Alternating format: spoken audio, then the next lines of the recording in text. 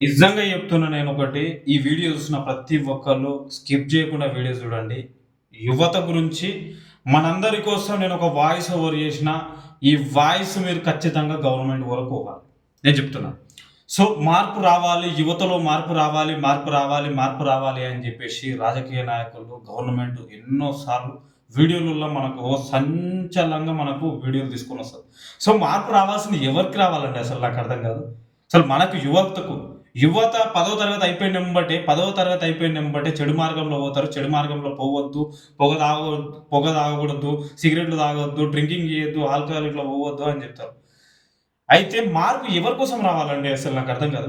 మార్పు రావాల్సింది యువతలో కాదండి, గవర్నమెంట్ లోపల. ఎందుకో మొత్తం క్లారిటీగా వినండి. సో, చాలామంది యువత పైసలు లేక, డబ్బులు లేక, వాళ్ళ అమ్మా నాన్న కుటుంబ పరిస్థితులు మంచిగా లేక 10వ తరగతి అయిపోయినెంబటే ఏదో ఒక పని చేసుకుంటా తాగుడుకు అలవాటు చేసుకుంటున్నారు. అవునా? సో, గవర్నమెంట్ జాబ్‌లకు ట్రై చేయనీకి అసలు కనీసం వాళ్ళకు ఇంత కూడా తెలవట్లేదు.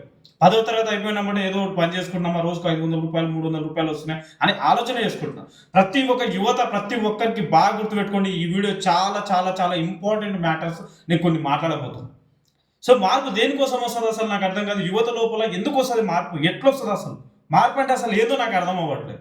సో, మార్పు రావాల్సింది నేనొక సవాలు విసురుతున్నా. రాష్ట్ర ప్రభుత్వానికి కావచ్చు, కేంద్ర ప్రభుత్వానికి నేనొక సవాలు విసురుతున్నా. ఆ సవాలుని మీరు ఒక్కవేళ నా వీడియో ఆడి వరకు వస్తే మాత్రం ఖచ్చితంగా ఎదుర్కోవాలి. ఎందుకంటే నేను కూడా ఒక యువతలాగా నేను ఈరోజు మాట్లాడుతున్నా. ఎందుకంటే జాబులు ప్రతి ఒక్కళ్ళు జాబులు కావాలి. సో, ఈ జాబ్ నేను టీచర్ కావాలి, లాయర్ కావాలి, సంథింగ్ నేను బిజినెస్ మ్యాన్ కావాలి, డాక్టర్ కావాలి అని చెప్తారు. కానీ పేదోడికి అది సాధ్యం కాదండి. ఎందుకంటే పేదవాడికి అది సాధ్యం కాదు. పేదవాడు ఒకే ఒక్కటి ఫాలో అయ్యే జాబ్ ఏదైనా ఉంది అంటే మాత్రం ఇండియన్ ఆర్మీ. అసోంటి దాంట్లో యువత కోసము సంవత్సరానికి ప్రతి విలేజ్ నుంచి, పల్లెటూరు నుంచి ఒక 10 మంది 10వ తరగతి అయిపోతది. అటువంటోళ్ళకు అసలు కేంద్ర ప్రభుత్వంలో జాబులు ఏమున్నాయి, అవగాహన సదస్సు అనేటివి ఏర్పాటు చేయాలి. పల్లెటూరు వరకు రావాలి. అసలు మా ఊర్లో ఇప్పటికి ఎస్ఎస్‌సి, జీడీ కానిస్టేబుల్ అంటే ఏందో తెలవదు. నేను చెప్తున్నా కదా! ఎస్ఎస్‌సి, జీడీ కానిస్టేబుల్ అంటే 5 సంవత్సరాల కింద వరకు ఎవరికీ తెలవదు అసలు. ఇది ఉంటదా? సీఐఎస్ఎఫ్ ట్రై చేయొచ్చు, సీఆర్‌పీఎఫ్, సీఐఎస్ఎఫ్, బీఎస్ఎఫ్, ఎస్ఎస్ఎఫ్ వీటన్నింటికి రెడీ కావచ్చు. ఇన్ని జాబ్‌లు ఉంటాయి సెంట్రల్‌లో అని ఎవరికి తెలవదండి. నేను చెప్తున్నా, కేంద్ర ప్రభుత్వం కావచ్చు, రాష్ట్ర ప్రభుత్వం కావచ్చు, నేను చెప్తున్నా ప్రతి ఒక్క పేదవాడు కొట్టే జాబ్ ఏదన్నా ఉంది అంటే ప్రతి ఒక్క సోల్జర్ ఖచ్చితంగా పేదవాడండి. మన భారతదేశానికి ఆర్మీ యొక్క సోల్జరు చాలా అంటే చాలా పేదవాడండి. ఎందుకంటే డాక్టర్ కాలేడే. డాక్టర్ కాలేడు కదా! కోచింగ్ సెంటర్స్‌కి డబ్బులు పెట్టి పోలేడు కదా! చదువుకోలేడు కదా! ఎంబీబీఎస్‌లు చేయలేడు కదా! సో, అందుకోసమే ఆ పేదవాడు అవ్వాల్సిందేందో తెలుసా? ఇండియన్ ఆర్మీ చేతిలో గన్ను పట్టుకుంటాడు, మన దేశాన్ని కాపాడుతాడు. అటువంటి వాళ్ళ కోసమే రాష్ట్ర ప్రభుత్వం, కేంద్ర ప్రభుత్వం చొరవ తీసుకొని మన ఏపీలో కావచ్చు, తెలంగాణలో కావచ్చు కొన్ని ఉచిత ఆర్మీ శిక్షణ తరగతులు పెట్టాలి. ఫిజికల్‌గా కావచ్చు, మెంటల్‌గా కావచ్చు. కనీసం ఒక 60 రోజుల పాటు వాళ్ళకి ట్రైనింగ్ పెడితే ఎన్నో ప్రైవేటు సంస్థలు పుట్టగొడుగుల్లాగా వస్తున్నాయండి. పీడిస్తున్నారు వాళ్ళు. ఎందుకంటే ప్రైవేటు సంస్థలు ఎట్లొచ్చినాయంటే ఎవడు పడితే వాడు ట్రైనింగ్ సెంటర్‌లో పెట్టడము, పిల్లల్ని తీసుకోవడము, జాబ్‌కి రూ. 1,00,000 అని చెప్పేసి రూ. 70,000 రూ. 80,000 ఏడికెళ్ళొస్తాయండి? చెప్పండి. ఏడికెళ్ళొస్తాయి?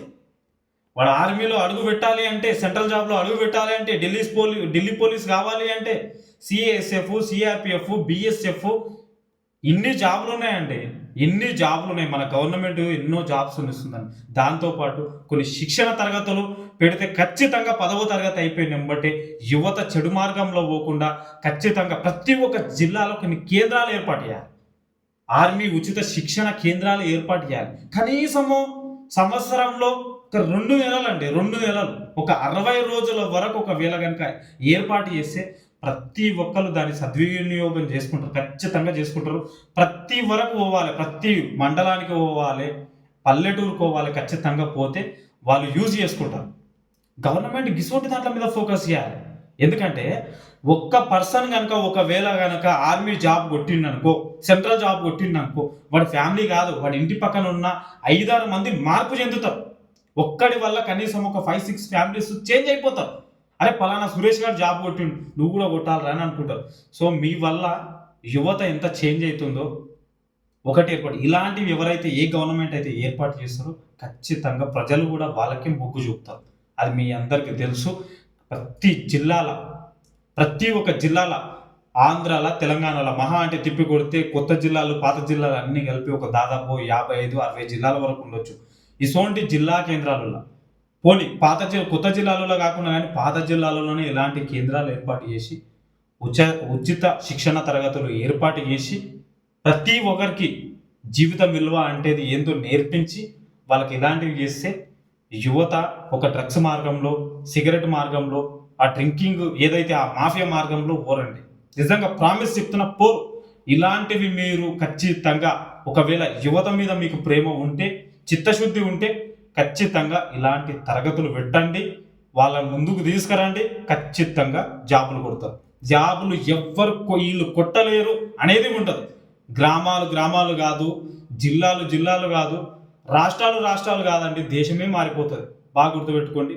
ఖచ్చితంగా ఈ వీడియో ప్రతి ఒక్క పర్సన్ నచ్చితే లైక్ అండ్ షేర్, సబ్స్క్రైబ్ చేసుకొని ఒక 100 మందికి షేర్ చేయండి. కంటెంట్ ఉన్న వీడియో, దమ్మున్న వీడియో కాబట్టి ఖచ్చితంగా గవర్నమెంట్ వరకు పోవాలి. Thank you very much. Love you అందరికీ. జై జవాన్, జై కిసాన్.